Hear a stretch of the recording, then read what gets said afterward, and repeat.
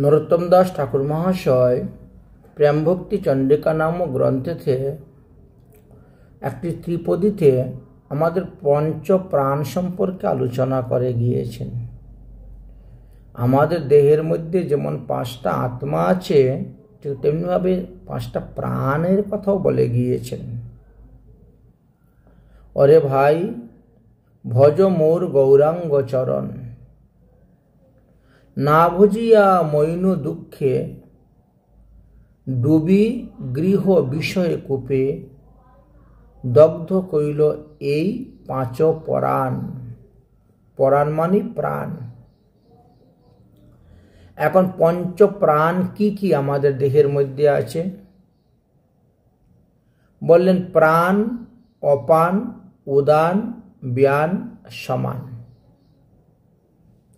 এই পাঁচটি প্রাণকে পঞ্চপ্রাণ বলা হয়েছে। এখন প্রশ্ন হলো যে এই যে পাঁচটা প্রাণ আছে মানলাম, কিন্তু সেই পাঁচটা প্রাণ আমাদের দেহের কোথায় অবস্থান করে বা তারা কি কি কাজ করে, একটা প্রশ্ন আসতেই পারে। তদুত্তরে বললেন, নিঃশ্বাস প্রশ্বাস বায়ুকে বলা হয় প্রাণ, নিম্ন বায়ুকে বলা হয় অপান, যে বায়ু ঊর্ধ্ব দিকে চলে তাকে বলা হয় উদান, সারা দেহে যে বায়ু থাকে তাকে বলা হয় ব্যান, আর নাভি মূলস্থ যে বায়ু তাকে বলা হয় সমান। এই সমান বা নাভি মূলস্থ যে বায়ু তাকে সে কি করে? প্রাণবায়ুকে আকর্ষণ এবং বিকর্ষণ উভয় কাজই করিয়া থাকে। এই পঞ্চ প্রাণ জীবন ধারণের উপায় আমাদের, কেননা প্রাণবায়ু রক্ত সঞ্চালন করে, অপান বায়ু আহার্য সঞ্চালন করে, উদান বায়ু বমন, উদরাম, শ্বাস, কাশি আদি কাজে সাহায্য করে, সমান বায়ু খাদ্যবস্তু আমরা যা গ্রহণ করি তাহা পচায়, পচনশীল কার্যে সাহায্য করে।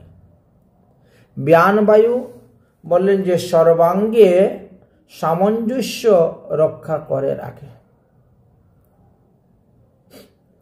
আয়ুর্বেদ শাস্ত্রে লিখিত আছে যে এই বায়ুগুলো যদি কারো দেহের মধ্যে কুপিত হয়ে যায় তাহলেই সে নানা রোগের প্রাদুর্ভাব সৃষ্টি হয়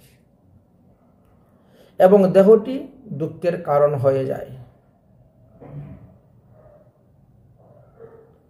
এই জন্য এই পাঁচটাকে প্রাণবায়ু বলা হয়েছে। যোগশাস্ত্রেও এই পাঁচটির ভূমিকা দেওয়া আছে। ঠিক তেমনিভাবে আমরা যখন ভগবানের ভোগ নিবেদন করি সেখানেও আমরা এই পাঁচটি মুদ্রা দেখাই। প্রাণায় স্বাহা, অপানায় স্বাহা, বানায় স্বাহা, উদানায় স্বাহা, সমানায় স্বাহা বলে পঞ্চমুদ্রা দেখানো হয়। তাহলে পঞ্চ প্রাণ যেভাবে আছে সেভাবে আমাদের দেহে পঞ্চ আত্মাও আছে। আত্মবিষয়ে বৈষ্ণবীয় ব্যাখ্যা করতে গেলে আমরা প্রথমতই দেখতে পাই শ্রী চৈতন্য চরিতামৃতের মধ্যলীলায় 20 পরিচ্ছেদের 102 নম্বর পয়ারে শ্রীমৎ মহাপ্রভুর অন্তরঙ্গ পরিকর ছিল সনাতন গোস্বামীপাদ মহাপ্রভুর নিকটে এই আত্মজ্ঞান সম্পর্কে প্রশ্ন করেছিলেন। কে আমি, কেন আমার, যারে তাপত্রয়, ইহা নাহি জানিলে মোর কেইসে হিত হয়। তাহলে আমি কে? আধ্যাত্মিক, আদি ভৌতিক, আদি দৈবিক এই তিতাবতালা জ্বালা আমাকে কেন জর্জরিত করিতেছে এবং আমার কি রূপে হিত হইবে। তারপর প্রার্থনা করলেন, সাধ্য সাধন তত্ত্ব আমি কিছুই নাহি জানি, কৃপা করে আপনি বলুন, জিজ্ঞাসা করিতে অক্ষম, আপনি কৃপা করে আমাকে সেই সমস্ত তত্ত্বজ্ঞান প্রদান করুন। মহাপ্রভু বললেন, হ্যাঁ, কৃষ্ণ কৃপা তোমার পূর্ণ হইল, তাই সব তত্ত্ব জানিতে তোমার ইচ্ছা হইল। এই সমস্ত তত্ত্ব জানলে তোমার আর তাপত্রয় থাকবে না। তোমার নাহিক তাপত্রয় কৃষ্ণ ভক্তি ধর তুমি জানো সত্য ভয়, জানি ধীর লাগিয়া পুছো সাধুর স্বভাব। তুমি জীবের মঙ্গলের জন্য আমাকে এই সমস্ত প্রশ্ন করতেছ। যোগ্য পাত্র হও তুমি, কহিলে তোমারে অযোগ্য পাত্রে এইসব কথা বলে নাই। অযোগ্য পাত্রদেরকে এইসব কথা বলতে নাই, তুমি যোগ্য পাত্র, তাই তোমাকে বলতেছি। আত্মজ্ঞান লভিবারে মুখ্য ব্রহ্মজ্ঞান, ব্রহ্মজ্ঞান ব্রহ্ম অগ্নি করেন প্রজ্বলন। তাতে কর্ম ফল ভস্ম করি সুনিশ্চয়, পাপ ও পুণ্য ত্রিতাবাদী কর দূরীভূত।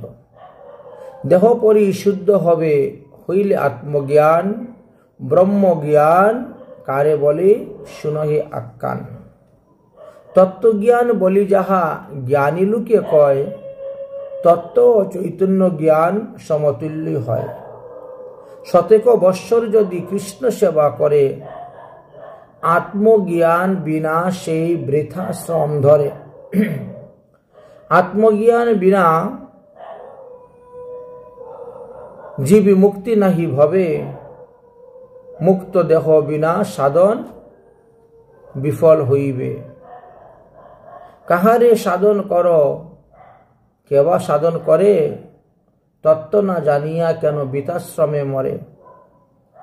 আত্মজ্ঞানে প্রহ্লাদের কৃষ্ণ প্রাপ্তি হইল, অম্বরীশ বিভীষণ ধ্রুব জ্ঞানোদয় হইল। আত্মজ্ঞান লভিয়া নারদ কৃষ্ণ গুণ গায়, আত্মজ্ঞান বিনা কেহ কৃষ্ণ নাহি পায়। আত্মজ্ঞান বিনা শুদ্ধ ভক্তি না জন্মিবে, ভক্তি ভিন্ন ভিন্ন কৃষ্ণ প্রাপ্তি কেমন হইবে। ভক্তি ভিন্ন কৃষ্ণ প্রাপ্তি কেমন হইবে। ভক্তি পরম কর্ম, ভক্তি আসল, আর ভক্তি বিবর্তিত কর্ম সকলই নিষ্ফল। হেন ভক্তি লাভ হইবে আত্মজ্ঞান হইলে, দেহ মন শুদ্ধি লাভ হইবে তৎকালে। তাই তুমি যে প্রশ্ন করলে আমি কে, তুমি হলে জীব। এই জড়সম্ভূত দেহটা কি তুমি? তাহাও নহে। আবার তোমার মন বুদ্ধি অহংকার স্বরূপ যে লিঙ্গ শরীরটি আছে, সেটা কি তুমি? না না, তাহাও নহে। তুমি স্বরূপত কৃষ্ণের নিত্য দাস। প্রতিটা জীবেরই এই দ্বার, এইটি। জীবের স্বরূপ হয় নিত্য কৃষ্ণ দাস, কৃষ্ণের তটস্থ শক্তি ভেদাভেদ প্রকাশ। তুমি কৃষ্ণের তটস্থ শক্তি, অর্থাৎ কৃষ্ণের চিৎ শক্তি। চিৎ জগৎ এবং মাইক জগৎ এই দুটির মধ্যগত সীমানায় স্থিত হইয়া তোমার উভয় জগতের সম্বন্ধ থাকায় তুমি তটস্থ শক্তি নামে অভিহিত। কৃষ্ণের সহিত তোমার ভেদ আছে, আবার অভেদ প্রকাশ আছে। উভয়বিধ সম্বন্ধ আছে। চিন্ময় ধর্ম সম্বন্ধে তুমি কৃষ্ণে অভেদ প্রকাশ, এবং অনুচৈতন্য ধর্ম বিশেষ বৃহতে চৈতন্য স্বরূপ কৃষ্ণেতে ভেদ প্রকাশ তোমার মধ্যে আছে। কৃষ্ণ সহ একদিকে বিচার করলে তুমি অভেদ, আরেক দিকে বিচার করলে ভেদ আছে। যেমন উদাহরণস্বরূপ বলা যায়, সূর্যাংশ কিরণং যেন অগ্নি জলায়শ্চ। স্বাভাবিক কৃষ্ণের 3 প্রকার শক্তির কথা শাস্ত্রে বলে গিয়েছেন। জীবের তটস্থ স্বভাব হইতে এই যুগপৎ ভেদ অভেদ প্রকাশ সিদ্ধ হইয়াছে। জীব সূর্যস্বরূপ, কৃষ্ণের অংশ কিরণ, অর্থাৎ উদ্দীপ্ত অগ্নির স্ফুলিঙ্গের স্বরূপ। জ্ঞান লভতে ভক্তি, ভক্তি প্রেম প্রদায়িনী, বিনা প্রেম মহেশিনী নৈব সিদ্ধি পরায়ণে। মহাদেব কোন এক সময় পার্বতীকে বলছিলেন, হে পার্বতী, জীব মুক্তি। গীতায় পার্বতীকে বললেন, পবিত্র দেহে ভজন না করলে কখনো সিদ্ধি লাভ করা যায় না। অপবিত্র দেহে সিদ্ধি হয় না। অপবিত্র দেহে ভজন না হইবে সিদ্ধি, কর্মবদ্ধ দেহ নিত্য তাকে অশুদ্ধ। স্নান পাশ্চিত্য দ্বারা নহি শুদ্ধি নিত্য, আত্মজ্ঞান বিনা কবু নহি শুদ্ধ চিত্ত। আত্মজ্ঞানহীন নর পশু সম হয়, শাস্ত্রের বচন ইহা জানিবে নিশ্চয়। তাই আহার নিদ্রা ভয় মিথুনঞ্চ সামান্যম মেতৎ, পশুবৎ নরবৎ জ্ঞানম নরা নাম অধমাধিক। বিশেষ জ্ঞান বিহীনং পশুবি সমানা। তাহলে আহার মিথুন নিদ্রা ভয় পশু দেহে, তেমনি সেই সব বৃত্তি মানবেতে রহে। জ্ঞানহীন পশু হইতে আত্মজ্ঞান বশ বলে, আর শ্রেষ্ঠত্ব মানব জাতি জানিবা সকলে। মানব হইয়া আত্মজ্ঞান নাহি লয়, নর পশু বলিয়া তারে সর্বশাস্ত্রে কয়।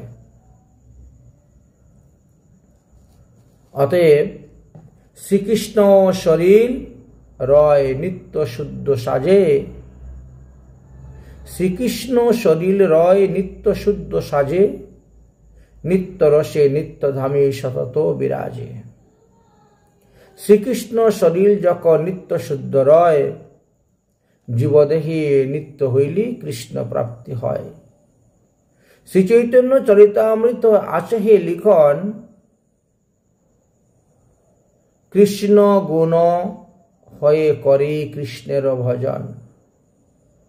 বর্তিবে কি রূপে জীব দেহে কৃষ্ণ গুণ, সেই হেতু আত্মজ্ঞান হয় সুনিপুণ। শুদ্ধ বৈরাগ্যতে হয় ভক্তির উদয়, ভক্তি যোগী কৃষ্ণ গুণ দেহে সঞ্চারয়। কৃষ্ণ শরীরেতে হন অনন্ত যে গুণ, সর্বগুণ আকর্ষিতে কেবা সুনিপুণ। বিশেষ কৃষ্ণের এক গুণ বর্তমান, জগতের সব প্রাণী দেখহ সমান। উচ্চ নিচ ছোট বড় জাতিভেদ আদি, ব্রাহ্মণ চণ্ডাল আর শূদ্র কি বৈশ্যাদি। স্থাবর জঙ্গম কি বা দেবতা মানব, একই সমান কৃষ্ণ নিকটেতেই সব। আত্মরূপে সর্বঘটে কৃষ্ণ করেন বাস, তাই তার এক নাম হয় শ্রীনিবাস। জীব আত্মা এবং পরমাত্মার মধ্যে একটি সম্পর্ক আছে। আমাদের দেহের মধ্যেই 5টি আত্মা অবস্থান করতেছেন, এই কথাও আমরা বৈষ্ণবীয় তন্ত্র অনুসারে জানতে পারি। এবং সাধন তত্ত্বেও এই 5টির অবস্থান অতিক্রমের পরেই প্রকৃত পরমাত্মার সন্ধান লাভ করা যায়। আগে যেমন আমরা 5টি প্রাণের কথা বলেছি, এইভাবে 5টি আত্মার কথাও এখানে বলে গিয়েছেন। এই 5টি আত্মার অবস্থান সম্পর্কে আলোচনা করেছেন, নাম সম্পর্কে আলোচনা করেছেন। জীবই তো আমাদের 5 প্রকার: স্থূল জীব, তটস্থ জীব, বদ্ধ জীব, সূক্ষ্ম জীব ও মুক্ত জীব, যাকে বৈষ্ণবীয় ভাষা অনুসারে আমরা বলে থাকি জীবাত্মা, ভূতাত্মা, পরমাত্মা, আত্মারাম ও আত্মা রামেশ্বর। এই মানব দেখি এরা কোথায় কোথায় বাস করে জানেন? জীবাত্মা থাকে মানবদেহের গুহ্য দেশে, ভূতাত্মা থাকে মানবদেহের লিঙ্গমূলে, পরমাত্মা থাকেন মানবদেহের নাভিমূলে, আত্মারাম থাকেন মানবদেহের হৃদয়ে, আর আত্মা রামেশ্বর থাকেন মানবদেহের কণ্ঠে। এই 5 প্রকার আত্মার অবস্থান, তাদের কতগুলো দল বিশেষ স্থান আছে, সেই সেই যথাস্থানে তারা অবস্থান করে থাকেন। জীবাত্মা চতুর্থ দল বৈশিষ্ট্য গুহ্যস্থানে অবস্থান করেন, ভূতাত্মা ষড়দল বৈশিষ্ট্য লিঙ্গমূলে অবস্থান করেন, পরমাত্মা 10 দল বৈশিষ্ট্য নাভিমূলে অবস্থান করেন, আত্মারাম 12 দল বৈশিষ্ট্য হৃদয়ে অবস্থান করেন, এবং আত্মারামেশ্বর ষোড়শ 10 দল বৈশিষ্ট্য কণ্ঠেতে অবস্থান করেন। এই 5টি আত্মার বর্ণটাও দেখতে 5 রকম। জীবাত্মার বর্ণ রক্তবর্ণ, ভূতাত্মার বর্ণ হরিতাল বর্ণ, পরমাত্মার বর্ণ বিদ্যুৎ বর্ণ, আত্মারামের বর্ণ শুক্ল বর্ণ, আর আত্মা রামেশ্বরের বর্ণ শ্যামবর্ণ। এই পঞ্চ আত্মা কে কি আহার করে তাহা জানেন? সেটাও শাস্ত্রে বলেছেন। জীবাত্মার আহার হলো জল, ভূতাত্মার আহার হলো ভোজ্য দ্রব্য, পরমাত্মার আহার হলো বায়ু ভক্ষণ করা, আত্মারামের আহার হলো হরিনামামৃত পান করা, আর আত্মা রামেশ্বরের আহার হলো রসতৃপ্ত হরিকথা রসতৃপ্ত ভোজন করা। এই যে 5টি আত্মা, এদের কার কি আশ্রয় তত্ত্ব আছে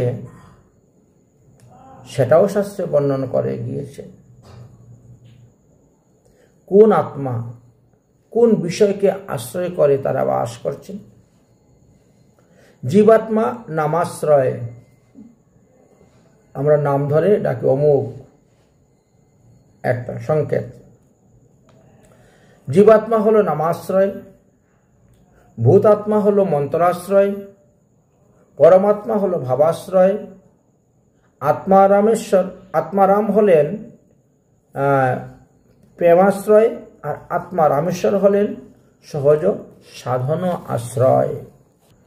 আমাদের দেহের এই 5টি আত্মাকে মুনি ঋষিগণ কিভাবে বশ করেছিলেন? কোন আত্মাকে কি দিয়ে বশ করা যায়, এই বিষয়েও শাস্ত্রে আলোচনা করা আছে। জীবাত্মা থাকে স্থূল সাধকে, তখন সে হরিনাম করতে করতেই তার ভবরূপ থেকে মুক্ত হয়ে যায়। জীবাত্মাকে বশ করা যায় বা উদ্ধার করা যায় হরিনামের দ্বারা। ভূতাত্মা ষড়রিপুকে বশ করতে পারে, পরমাত্মা সে তার চিন্তা জগৎকে বশ করে দেয়, আত্মারাম সে ধ্যানকে বশ করে, ধ্যানের দ্বারা বশ হয়, আর আত্মা রামেশ্বর সে হরিনামামৃত বশ করে বা হরিনামের দ্বারাই বশ করা যায়। এবার বুঝতে পারলেন কোন কোন আত্মাকে আমরা কিভাবে বশ করতে পারব। এতক্ষণ আমরা যে 5 প্রকার আত্মা বিষয়ে আলোচনা করলাম, তাহা শাস্ত্র সিদ্ধান্ত অনুসারে বলে গিয়েছে। শ্রী চৈতন্য চরিতামৃতের মধ্যলীলার 127 নম্বর পরিচ্ছেদেও সেখানেও আত্মবিষয়ে কিঞ্চিত আলোচনা করে গিয়েছেন। এক হলো বদ্ধ জীব আর এক হলো মুক্ত জীব। তো এক বদ্ধ জীব ঘরে বসে বসে কাঁদছে। তো এমন সময়ে সর্বজ্ঞ নামে এক ব্যক্তি এসে জিজ্ঞাসা করছেন, ও ভাই, তুমি হেটমাথা করে বসে বসে কাঁদছ কেন? বদ্ধজীব বলছে, আমার পিতার বহু ধন ছিল, কিন্তু সেই ধনগুলি যে কোথায় কাহার নিকটে রেখে গিয়েছেন তাহা পিতা আমাকে বলে যান নাই। হঠাৎ করে পিতা মারা গিয়েছেন। সর্বজ্ঞ বললেন যে তুমি কেঁদো না, তোমার পিতা সব ধন তোমার এই ঘরের ভিতরেই রেখে গিয়েছেন। বদ্ধজীব বলল, যদি আমার বাবা তার সব ধন ঘরের ভিতরে রেখে যেতেন তবে আমি দেখতে পাচ্ছি না কেন? সর্বজ্ঞ বললেন, এইসব ধন তো আর উপরে নয়, এগুলা মাটির নিচে রাখা আছে সব ধন। তাহলে তুমি দেখতে পাবে কেমন করে? দেখো, সাধ্য বস্তু তো, ওটা পেতে গেলে সাধন করতে হবে। মাটির নিচের বস্তু কি আর দেখা যাবে? দেখা যায় না। বদ্ধজীব বলল যে দেখা তখন যায় না, তাহলে আমি মাটি কুড়ে বের করে নিব। এই বলে একটা শাবল খন্তি হাতে নিলেন, যন্ত্র মাটি কুড়ার। গিয়েই তিনি দক্ষিণ দিকে প্রথমে কুড়তে লাগলেন। সর্বজ্ঞ বললেন, খবরদার, এখানে মাটি কুড়িবে না। কেন? আরে এখানে মাটির নিচে ভীমরুল, বুলতা, পোকা আছে, সেইগুলা উঠবে, উঠিয়ে তোমাকে কামড়াবে, ধন তো পাবে না, ওর কামড়ের বিষের জ্বালায় তুমি মরে যাবে। বদ্ধজীব তখন সেই দিকের মাটি কুড়া বন্ধ করে দিয়ে এবার পশ্চিম দিকে গিয়ে ঘরের মাটি করতে শুরু করলেন। সর্বজ্ঞ বললেন, এখানেও মাটি খুঁড়বে না। কেন? এখানে আবার কি আছে? আরে এই স্থানে যক্ষ বসে আছে, ধন পাহারা দিচ্ছে যক্ষ। এই যক্ষের হাতে এই ধন আছে, সে উঠেই তোমাকে মেরে ফেলে দিবে, ধন তোমাকে দিবে না। বদ্ধজীব তখন একটু ভয় পেয়ে গেল। ভয় পেয়ে সেখানে মাটি করা বন্ধ করে দিয়ে এবার উত্তর দিকে মাটি করতে গেলেন। সর্বজ্ঞ বলিলেন, এই স্থানে মাটি করবে না, কারণ ওখানে মাটি করলেই ওখান থেকে একটি অজগর সর্প বেরিয়ে আসবে, আর সে তোমাকে গিলে ফেলে দিবে, ধন তো পাবে না, ধন ভোগ করতেও পারবে না। বদ্ধজীব তখন আরো ভয় পেয়ে জড়সড় হয়ে গেল এবং তখন সে ওই সর্বজ্ঞের চরণে পড়িয়া নিবেদন করল, তাহলে আপনি কৃপা করে বলুন, আমি কোথায় মাটি করলে নির্বিঘ্নে ধন সম্পদ লাভ করিতে পারিব? সর্বজ্ঞ বললেন, তাহলে তুমি পূর্ব দিকে মাটি করো, এই স্থানে অল্প মাটি করলেই তুমি ধন পাবে। ধনের একটা ঘোড়া তোমার হাতের মধ্যে ধরা পড়বে। ঠিক তেমনি ভাবে আমাদের পিতা হলেন ভগবান কৃষ্ণচন্দ্র। কৃষ্ণ প্রেমরূপী মহাধন, তিনি বেদ, পুরাণ, ইতিহাস, শাস্ত্র, উপনিষদ রূপী ঘরের ভিতরে রেখে গিয়েছেন। এখন তাহা পেতে গিয়ে যদি আমরা দক্ষিণ দিক থেকে মাটি করতে শুরু করি, অর্থাৎ কর্মকাণ্ড, কর্মমার্গ, দক্ষিণ দিকে কোরা মানে কর্মকাণ্ড রূপী ভীমরুল আমাদেরকে কামড়াবে। কর্মকাণ্ড তো বিষের ভাণ্ড, এতে বিপরীত ফল পাওয়া যাবে, লাভ হবে না। যদি পশ্চিম দিকে মাটি করি তাহলে যুগমার্গ রূপী যক্ষ এসে আমাদেরকে ধরবে, মেরে ফেলবে। এখানকার যুগ শিক্ষা সব ভোগের জন্য। বর্তমানে যুগ শিক্ষা ভগবত প্রাপ্তির জন্য নয়, শরীর চর্চার জন্য, ইন্দ্রিয় তর্পণের জন্য, ভোগের জন্য। এই জন্য বললেন, এতেও তুমি বিনাশ হইবে। তাহলে উত্তর দিকে মাটি করতে বলি, উত্তর দিকে হলো সেটা জ্ঞান মার্গের কথা। জ্ঞান মার্গরূপী অজগর তোমাকে গিলে ফেলে দিবে, আর তখন তুমি মনে করবে আমি তো ব্রহ্ম হয়ে গেছি, আমি আবার কার উপাসনা করব। ওই যে শাস্ত্র কহে কর্ম জ্ঞান যুগ তেজি, ভক্তি কৃষ্ণ বশয় ভক্তি তারে ভজি। তাই সমস্ত শাস্ত্র আমাদেরকে বলছেন ভগবানকে একমাত্র ভক্তির দ্বারাই ভজন করতে হইবে। অতএব ভক্তি কৃষ্ণ প্রাপ্তের উপায় অবিধেয় বলিতারি সর্বশাস্ত্রে গায়। ভগবান পাদপদ্ম লাভ করা, ভগবানকে পাওয়াটাই হলো অবিধেয়। ধন পাইলে জৈছি সুখ, ভোগ ফল পায়, সুখ ভোগ হইতে দুঃখ আপনি পলায়। তৈছে ভক্তি পলে কৃষ্ণে প্রেম উপজয়, প্রেমে কৃষ্ণ আস্বাদ হইলে ভবনাশ হয়। দারিদ্রতা নাশ, ভবক্ষয় প্রেমফল নয়, প্রেমফল ভোগ মুখ্য প্রয়োজন হয়। তাই বেদশাস্ত্র কহি সম্বন্ধ অবিধেয় প্রয়োজন, কৃষ্ণ কৃষ্ণ ভক্তি প্রেম তিন মহাধন। বেদাদি সকল শাস্ত্রেই কৃষ্ণ মুখ্য সম্বন্ধ, আর তার জ্ঞানে আনুষঙ্গিকে যার মায়াবদ্ধ কৃষ্ণ প্রাপ্তির তারতম্য বহুত আছে। কৃষ্ণ প্রাপ্তির উপায় বহুবিধ হয়, কিন্তু যার যেই রস সেই সেই উত্তম, তটস্থ হইয়া বিচারিলে তোমরা পাবে তারোত্তম।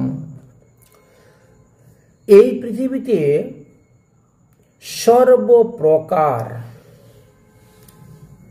জীবের মধ্যে মানব জাতি হলো শ্রেষ্ঠ। আর এই মানব জাতির মধ্যে আবার বহু ধর্মাবলম্বী লোক দেখা যায়। তার মধ্যে কর্মী, জ্ঞানী, যোগী এবং ভক্তের মধ্যেও তারতম্য হেতু কৃষ্ণ ভক্তকে শ্রেষ্ঠ বলা হয়েছে, কিন্তু তারা সংখ্যায় অতি অল্প। যাহারা সনাতন ধর্মাবলম্বী তাহাদের মধ্যেও বেদনিষ্ঠ অনেকই আছে। বেদনিষ্ঠের মধ্যে তো অর্ধেক বেদ মুখে মানে,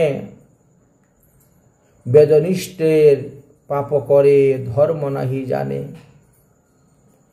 ধর্ম আচরণ, ধর্ম আচারীর মধ্যে বহু কর্মনিষ্ঠ, কোটি কর্মনিষ্ঠের মধ্যে এক জ্ঞানী শ্রেষ্ঠ। কোটি জ্ঞানীর মধ্যে হন এক কৃষ্ণ ভক্ত, একজন মুক্ত, আর কোটি মুক্তির মধ্যে দুর্লভ হয় এক কৃষ্ণ ভক্ত। অতএব কৃষ্ণ ভক্ত নিষ্কাম, অতএব শান্ত। ভক্তি মুক্তি সিদ্ধি কামী যারা, তারা সকলেই অশান্ত। এবার বুঝতে পারলেন তো এই পাঁচ আত্মা, পাঁচ প্রাণ সম্পর্কে কেন আমরা আলোচনা করলাম? জ্ঞানেন লভতে মোক্ষম জ্ঞানম পাপনাশনম, জ্ঞানাত পবিত্রম সর্বজ্ঞ জ্ঞানাত নৈব পবিত্রকম। আত্মজ্ঞান লাভ না করলে আপনি বুঝতে পারবেন না কে আমি, কেন আমার, যারে তাপত্র। অহম ভাগবত অংশ अस्मिन् सदा दासो अस्मिन् सर्वदा, तत्कृपा प्रक्षिब्बम नित्यमित्तम आत्मानं समर्पयेत्।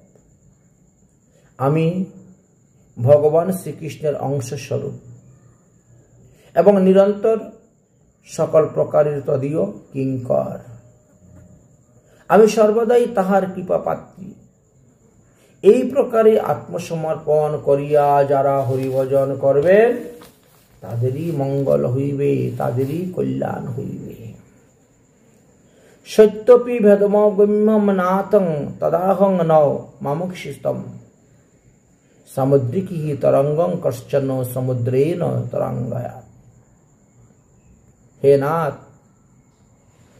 ব্রহ্ম এবং জীব এ দুটি অবিদ্যায় ভেদ জ্ঞান নাই বটে, তথাপিও আমি তোমা হইতে ভিন্ন, কিন্তু তুমি আমা হইতে পৃথক নও। কেননা সাগরের তরঙ্গ সলিলময় হইলেও তাহা তরঙ্গ শব্দে অভিহিত হয়। কদাচ তাহাকে সাগর বলিয়া কেউ সম্বোধন করে না। এই জন্য তো ভগবান শ্রীকৃষ্ণ উদ্ধবকে বলেছিলেন, যারা নিজের দেহকে আমি বলে তারাই হলো এই জগতে মূর্খ। মহু দেহাত দহি বুদ্ধি। দেহাদিতে আমি বুদ্ধির নামই হলো মূর্খতা। মূর্খ কাকে বলে? শ্রীমদ্ ভাগবতে সুখদেবজি বললেন যে, হে পরীক্ষিত, আমি মরে যাব বা আমার মৃত্যু হইবে, এই প্রকার ভাবনাকে মূর্খতা বলা হয়। এই প্রকার ভাবনাইকে পশু বুদ্ধি বলা হয় বটে। অতএব তন্তুরাজ মরিষ্যান্তি পশু বুদ্ধিমম ইমাম বহি। জীবের দেহে আত্মবুদ্ধি সেই মিথ্যা হয়, জগৎ যে মিথ্যা নহে নশ্বর মাত্র কয়। জীবের স্বভাব কৃষ্ণ দাস অভিমান, দেহে আত্মজ্ঞানে আচ্ছা দেয় সেই জ্ঞান। তাই মানুষ জীবকে কখনো প্রভু বলবে না।